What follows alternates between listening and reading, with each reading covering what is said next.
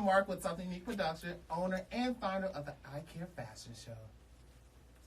Hi, I'm Cynthia Scott, owner of Nickel City Baby and Mr. Nickel City, and I'm back. And I'm LaMark's business partner with this. Hi everyone, this is Tyra with Touch by Ty. I'm also with Something Unique Productions. I'm the urban hairstylist there. Yes. Hi guys, this is Veronica Nichols and I represent Ask, Aid to Adoption of Special Kids, the foster agency that we are in partnership with, LaMark. And here we go. It is about to start today. So last year, the ICare Fashion Show, how was the event? How did it turn out? So, I thought, you get a little skeptical when it's your first event and, if anyone's going to support you. When I tell you, Phoenix, Arizona, and surrounding areas came out and showed out for the ICare Fashion Show in support of Aid to Adoptive Special Kids. We showed out, honey! Yes! So in other words, it was very successful. It was definitely successful. We had some amazing stories that were told. So many people in our community want to be involved in foster care that it turned out to be an amazing event. We actually sold out. Did we sell? Yes, we sold out last year, and we're going to sell out again this year as well. That is awesome. So if this is the first time you're hearing about the ICare Fashion Show, LaMark, please let everybody know what this show is all about. Okay, so the ICare Fashion Show was created to highlight children in foster care families, and those who work in the foster care system. We thought it would be an easy way to showcase our talents as designers, boutique owners, makeup artists, hairstylists. We chose to use our talents to put on an amazing show to give back and also showcase our talents as well. All right, perfect. And I want to go around the room here again, starting with you, LaMark, as far as Something Unique Productions and the ICare Fashion Show. Just give us a breakdown of what you're in charge of and what's important for you about this event and why it needs to be so successful. Absolutely. So Something Unique Productions was created by a team of 4 makeup artists, hairstylists, and also myself. I am the creator and owner of Something Unique Productions, but I do the designing. So my job is wardrobe design. So I'll also be showcasing in the show too, which I'm super excited about. This year's theme is going to be winter summer, and that's whatever that means to any of our designers or stylists. So whatever they come up with, it's going to be super hot. Right, be creative with that. Be creative, right? Now the show. Give me what is it you need from me? I forgot. Okay,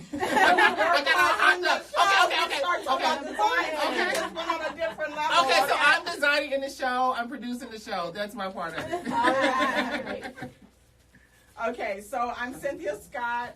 As everyone knows, Nickel City Baby. Okay, and now we have a second location, Mr. Nickel City. So my part in the show is that LaMark and I had got together and talked about what we could do in our community last year that would bring awareness to a serious matter. And so the matter we came up with was foster care.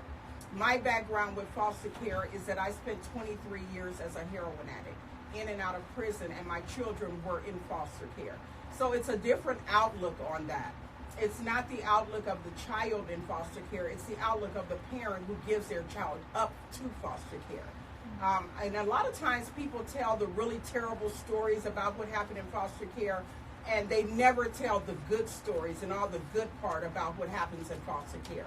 So what my part in the show is not only will our boutiques be part of the show as part of the designs, but also we're going to be speaking about serious matters with foster care success stories, and I'm going to tell my side of the story as to why I think that foster care is very important in our community. And perfect. And we're going to come to a little bit of that story in a little bit, because you really, it's an incredible story for you, and I think you always need to share that, especially on this show, and then of course you're going to share it out there at the fashion show as well. But next is me, Ty, Touch by Ty. But okay, so I'm the urban hairstylist with Something Unique Production. So we basically are in charge of the hair and making sure that everybody's beautified. So for me, my background with foster care is I was the home that the foster care children went in. My mom was a foster care parent as well as my grandma. So I was the foster care sister rather. Gotcha. And I had 27 brothers and sisters go with and out my home since the age of 14 until I was 18. So where my mom kept 3. So basically my sisters, you know, there's 3 of us. We all grew up together. So for me, it's very important because I know the ins and outs of what the children go through just every day, missing their families, you know, having to build connections with the people within the home of new people that they don't know. So for me, it's very important. Like I said, we kind of teamed up on it. Like, this is very important, especially in Arizona, due to the fact that just here, it's not a lot of families that can, you know, cater to all of the children that needs, you know, homes. So for us, it's like, this is just something just to bring awareness to the community and just show a beautiful side of it as well. Awesome. Well, I'm next. You're A very important piece. Very important. Very important piece over here. Well, I am representing Aid to Adoption and Special Kids, and ASK has been in the state of Arizona for over 30 years, helping kids in the foster system. So what we do is we recruit families, we train them, and we certify them as a foster parents to place those children into a foster home instead of shelters and group homes, etc. So we have thousands of children in the state of Arizona in the foster care system right now, and they deserve to have a home, they deserve to have a family, and they deserve to have someone who cares for them. Indeed. So that's very important.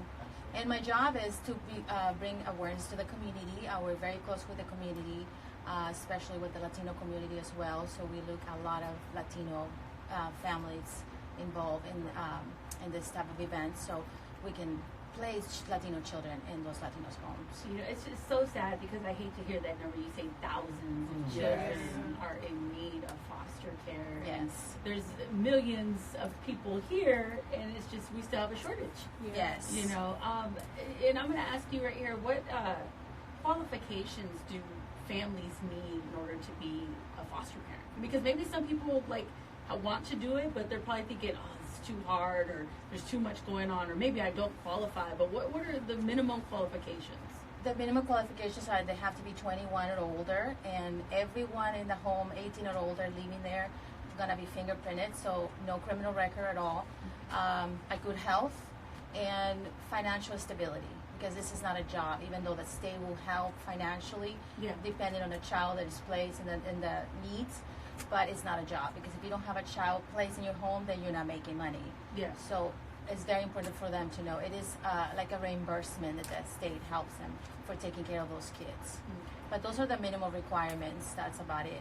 Wow. And it seems like there shouldn't be a shortage with just those minimum. But again, it does also have to come with the care of an adult that wants to care Very important. for these. Yeah. Relationships matter. And Yeah. we always say when a relationship is between a child and adult, they become successful. Mm-hmm. If children that don't grow in a home, a loving home, they become homeless. So about 1,000 of them become homeless every year when they age out of the system.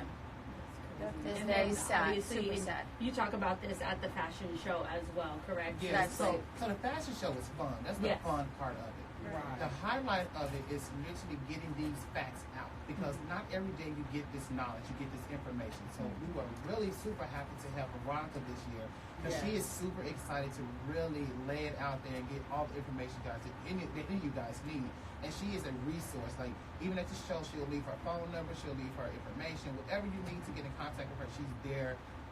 This experience with her this year has been amazing.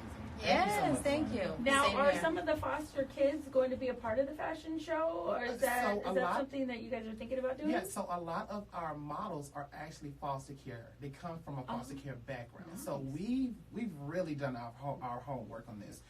Veronica, I think she's going to get us some information to see if we can maybe have some, because I think you guys are really sensitive about putting the kids' faces out there. Very and true. that stuff. Yeah.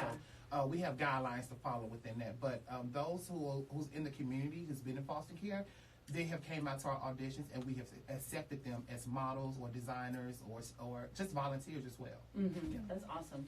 I think it's important, too, to also bring up the fact that Veronica not only just works with just foster children, you also work with special needs children as well. That is correct. Okay. So that, I think, is very important that our community know that as well. That it's not just foster children, but also some of them have special needs. So when she talks about training, her organization does a lot to train families to take care of children who are special needs in foster care, correct? That is correct, and we have other services that people can help if they if foster care is not right for them. We have mentoring, we have volunteering, bringing the siblings together. So we have other programs that they can help as well. Nice, nice. Well, I want to go back to Cynthia and her story. Because I think this needs to be talked about early in the What does that mean, LaMark? Don't start.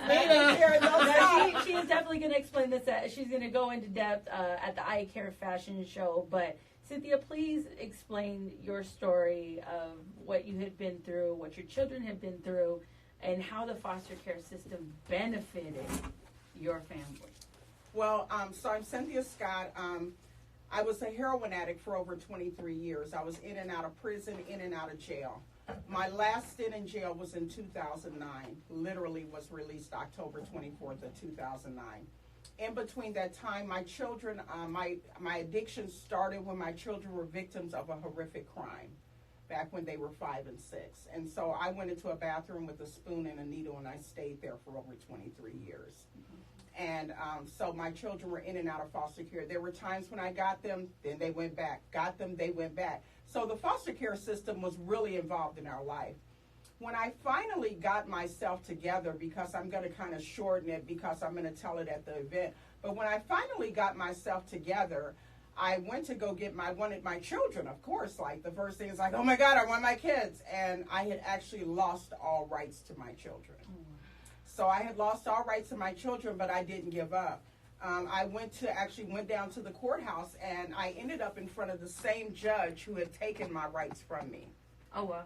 He didn't recognize me. He thought that I was an attorney in there because I had changed so drastically. When I told him that I was there and I wanted my children, but that I now lived in another state, well, there was the controversy of me trying to get my children from California. And the social services at first were like, well, you know, if you want your kids, you got to stay in California. I was like, I can't stay here. You know what I mean? I'll be on drugs. I want a new start. I'm in Arizona now. Yeah. And so that's exactly what I did. So I myself went directly to the foster people as well once I got in contact with them. And I just went and knocked on the door. Wow. Hey, I want to see my kids. I have my life together. I want to see my kids. And I repeated that process once a month, caught the Greyhound from Arizona down to California, and repeated that process once a month. And finally, I was at work one day, and they called me. Mm-hmm. And the foster parent, they called me, and they felt as though the children needed to come home. And they literally sent me my son. I think the next morning at 9:30 in the morning, I went and picked him up from the airport, and I never looked back. Wow. My son and daughter, my older 2 children who were victims of this crime, are now in the medical field. My daughter holds a doctorate now, and she also does a lot with foster care. She does a whole lot with foster care. I can't even begin. She actually is on. Yeah, she'll be speaking. Matter of fact. Awesome. Okay, she's on LinkedIn commercial behind foster care and the things that she's done in the foster care community. My son actually also is in the medical field. He's working on his doctorate. He's an RN. And he does a lot of donating his time in medical services to immigrants who are coming over here that they're not getting medical care when they're being held and detained. So he's one of the nurses that come and volunteer to make sure they're in good health. My other daughter, who actually was one of the children that I got out of foster care, I recently went to her graduation. Matter of fact, on Friday, she graduated from LVN school, and she's getting into the foster care system as far as helping. It's very important to me that our community knows that there are success stories from foster care. Sometimes, and there's a lot of things that happen. I did a video with Ask Foundation last year where my son was asked my son and I did it, some very touchy questions. And one of the things that he said that a lot of times you don't know that that the foster parents are going through is that living with me as a heroin addict, they were in a very abnormal situation. Mm-hmm. They weren't going to school every day. They weren't getting medical care. They weren't getting breakfast at 8. You know what I mean? And so when they were put in foster care, they thought it was abnormal when all these things were happening. Mm-hmm. So there was that problem there. You know, so we have to realize that these foster parents are dealing with a lot of this type of stuff. Mm-hmm. It is very important that as far as training, I think that is one of the most powerful things that we can bring to the table is training when we have these foster parents. because the people who took care of my children, they went to different places, and the people who took care of my children did an excellent job. They never stole the commitment of me with my children from anything bad. A lot of times you hear these stories, oh, they degrade the parents, this and that. That was not the case. And I think that story needs to be told. They built me up, and even at the time that I got my children, when I went back to California, I've taken them to visit. I've taken them to visit as well. So it has definitely been a good experience for me. After I got here, I literally came with nothing. I came with $180 on a food stamp card and a promise from my son, like, hey, I'll just give you a place so you can start over. Today we have Nichols City Baby. I met my husband in 2014. We started we started Nichols City Baby, and now we've opened up Mr. Nichols City because we wanted to just not only give back to the women, because 55 cents of everything we sell go back. We use that to clothe women for free who are getting out of prison, battered homes, and sober living. But we weren't able to do anything for the men and children in our community because we only had a women's store. So now with the men, we do that, and with the children that are in foster care, we clothe them for free. That's amazing. I love that story. And again, she's going to share more at the ICare Fashion Show Saturday, December 28th. The Kimpton Hotel, Palomar's, 2 East Jefferson Street in Phoenix. Tickets are available now, and how do they get these tickets? So you can go on Eventbrite, type in ICare Fashion Show 2.0, and you'll come right on up. Or you can go to either my page or any of the designer pages, Miss Cynthia's page. I'm Something Unique Productions. She's Nichols City Baby. Or you can check out some of our designers. So let me give you the designers who will be showcasing at the fashion show this year. So we have Being Dapper. He's more of a formal tuxedo. We have Brenton. He is a stylist. He'll be doing the stylist portion, and he's more of an urban, hot, flare, fly kind of guy. We have Star. She does the Afrocentric looks, but she make them modernize in the looks that we wear today. Also, myself, of course. Of course. What would we be without you, LaMark? We need the fashion, okay? We have Pam Aranic. It's a local t-shirt line out here that'll be in it. They'll be showcasing in the show. We have Bethany Yo. She'll be showcasing as a stylist. We have India Styles. She'll be showcasing as a stylist. We have Casey Couture. It's a beautiful wedding dress line. Oh, my goodness. Yes, Oh, my goodness. She's also going to do some cocktail looks too as well. We have Milos Designs. She's more of, how do you say, elderly, mature type of woman design. And Veronica, she is the vintage type of vibe of stylist. Last but not least, I have the designer who taught me how to design. She will be showcasing the show. Her name is Keisha. She go by Miss Sweet Key. There you go. And Tyra, I kind of want to talk to you a little bit because you were, again, a part of the foster care system. Kind of explain your background in that foster care system a little bit more in depth, and then also, again, what you're going to be doing at the fashion show. Okay, I'm an only child for my mom, so I basically didn't have any siblings growing up or anything like that. But my grandma as well, she took in everyone's children, so I stayed with my grandma. My cousins were in foster care as well, and she became their adoptive parent, even though she was their biological grandmother. And just the background that I have with my family, we all basically just whenever we need, someone needs help with children, we're there. So when I was about 14, my mom was like, I want to get into foster care. Would you mind sharing me as your mom to, other kids? And I'm like, yeah, I definitely. I'm like, I want a sister. I always wanted siblings. So, once you are in the foster care system, you don't know what you're gonna get. You don't know if you're gonna get a boy or girl. But I'm like, I don't care. Anybody is good enough for me, just so I can not feel lonely. Somebody can bond. Yeah. Send me a friend. Yeah. So that started, and when we first started, it was just a lot of in and out. So for my mom, she gets attached very well. Everybody knows my mom, even Miss Cynthia. That's how I met her. That's how I met Tyra. My mom. She's a person that loves everyone. Yes, so it's just it's kind of heart-wrenching when you have to go through that first until you get that long-lasting relationship with the child who's mom. Unfortunate situation is that their mom lose their rights, but you have that bond with that child now. So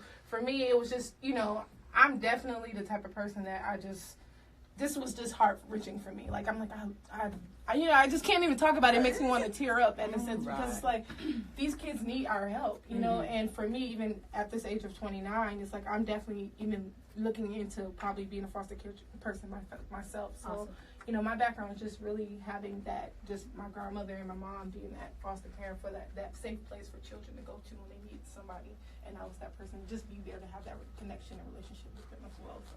And that's amazing. As an only child, most only children are probably like, no, I'm not sharing. Yeah, right. But then there's others that are out there like, I mean, yeah, heck yeah, you know, I'd be happy to have a brother or a sister or somebody to, you know, to mentor or you know, guide. Or just Obviously, have somebody to anywhere have, from like, 14 to 17 years old, have an people are adult. growing, Yeah. and you know, minds are growing, and I'm sure that, I mean, if we all remember being 14 to 17, that was a hard age. A very hard age. And to not have any stability or any type of guidance at that age is definitely really tough. Absolutely. So definitely kudos to you for wanting to just open up your home and telling your mom that, Because hey, it's like, you know, I don't that's mind. we have to go you know. through it together. You know, you Yeah. don't have no one you can learn from. You don't have that older sibling or anything that you like, look, I went through this. This is what, we're going through this together. We're like, look here, I don't know what to do. You don't know what to do. We're going through this together. We're going to apply for college. We're going to do this. We're going to do that. So that was just And the you're in glory of charge of the beauty portion? Yeah, the hair. So we're hair and makeup, same thing. We have Ray, and we also have Mo as well. So we're part of that, you know, beautifying all of the beautiful people with the designs. So. Yes. Shout out to Miss Mary. Yeah, right. So I think that another point that I just was thinking while she was talking, and I think that another point that's also, you were talking about the age, you know, that you were and about the college application. So one of the things that I had to deal with as far as, you know, having a guilty conscience about things is that you have to realize that we want these children from foster care to succeed. So that's one reason why we wanted to tell the stories, because there's certain parts of the stories that aren't always told. Right. Like when my children were in foster care and went to college. If you've ever taken a child to college and took them to the university, there are cars and cars and cars of families sitting there in line waiting to take their children to the dorm. Can you imagine being a foster child or being a child with no stability in your home and you have no one there that is taking you? Yeah. Well, my children brought that to my attention. I was able to take my last daughter, but my oldest daughter I was not. You know, and she explained to me how the foster care lady actually went with her. That's awesome. So she didn't feel so bad. You know what I mean? So when I ended up going with my youngest daughter, I looked for those kids that were there with just a pillowcase or something that didn't have any stability. So we have to bring this awareness to the community because we are needed in our community. Foster parents, I'm with you on that. Foster parents, what they do is they fight the problems of being homeless, substance abuse, domestic abuse that they're being, while they take care of these kids, and giving the biological parents a chance to get their stuff together for the community to know that, you know, make a decision, get informed, and turn things around. Yeah, because the foster system is not an end-all be-all. It's Right. It's to help get these kids and these families back together. You're basically, as a foster parent, you're that mediator between mom and dad and the kids, and you're just trying to bring the family back together. And I think that's what people miss out on when they think foster care. They're probably just thinking, oh, these kids are here until they're 18 and then that's it. But that's not the how it works. That's not the case. Yeah, you're the therapist. You have to balance their, you know, emotional imbalance. You have to deal with all types of things as well. Just because they don't know, you know, they don't have their parents and they want to reach out to their parents. They want to do this and do that. And you're like, hey, you know, I'm going to support you. Whatever you want to do, I'm going to help you. So it's like that is definitely one of the best parts about having foster parents. If we definitely triggered your mind today talking about this, where you need to be is at the Kimpton Hotel Palomar on Saturday, December 28th, the ICare Fashion Show. You get more details about foster care. You'll hear stories about foster care, and you'll also see success stories of foster care as well. And again, explain where they can get the tickets. And do you guys need volunteers, or do you guys need specific volunteers for your organizations as well? If you do, please mention that right now. That way people can look it up. So we've been having so many people reach out to us for volunteering, doing makeup, doing hair, designing, even donations. We had 2 sponsors locked down. I'll give you the first one.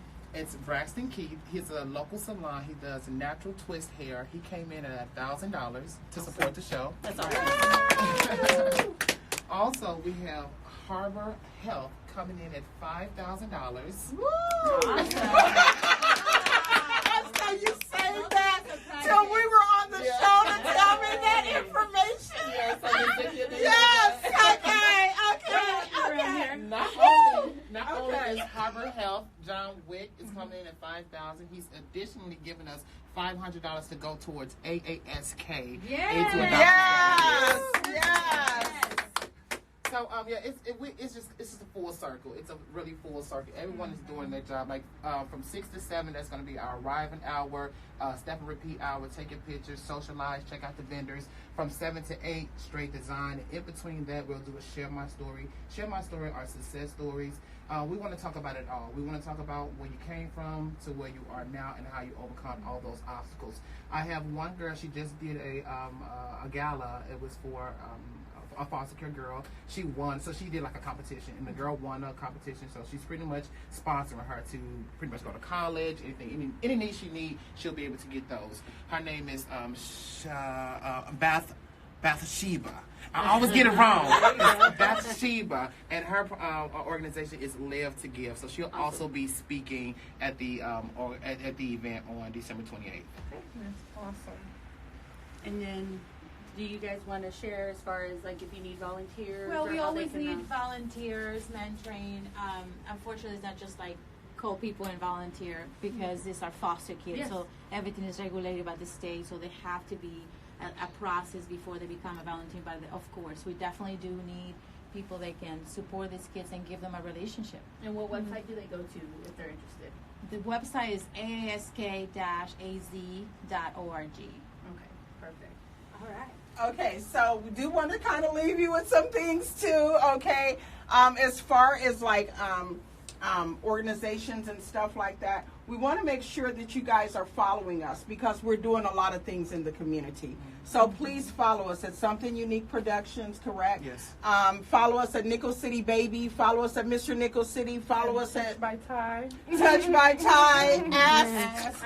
I said it. Ask. With the K. Yeah. Follow it as Ask as well. Okay, and make sure you bring your A game because last year, I told them last year we were like on steroids, right, LaMark? So we are in warp speed this year to sell out and knock it out the box. If you want to be a part of an amazing event, have a huge fun. We're on the rooftop at the Palomar. We're drinks, food, everything that you can imagine. Yes. Please make sure you're there December 28th. And another huge shout out to our sponsors, Braxton Keith and Herbal Health. Am I saying that right? Herbal. Herbal. Okay, give me the mic. Excuse me. Harbor Health. Harbor Health with John Wick. I want to make sure I get that out. John Wick and Braxton Keith, thank you so much for your sponsorship. Thank you. All right. Awesome. All right, guys. Well, thank you so much and much success on December 28th. Thank you, Nina.